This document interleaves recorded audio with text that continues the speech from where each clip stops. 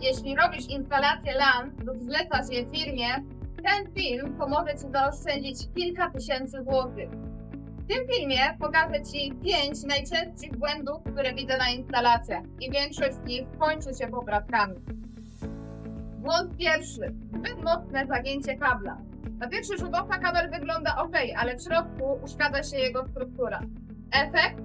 Spadek prędkości i losowe problemy z siecią. Jak tego uniknąć?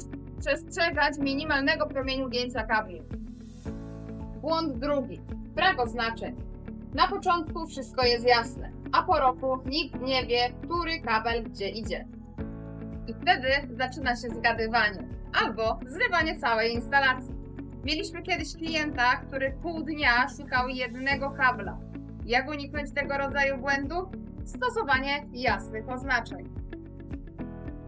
Trzeci błąd to oszczędzanie na komponentach, w szczególności pistona i patch panela. Różnica w cenie jest niewielka, ale w jakości ogromna. Czwarty błąd to brak zapasu kabla.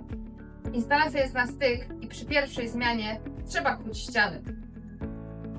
Piąty i najdroższy błąd.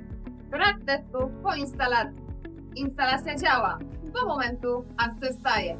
I wtedy zaczyna się szukanie błędów. Jeśli chcesz mieć instalację, która działa latami bez problemów, musisz unikać tych błędów.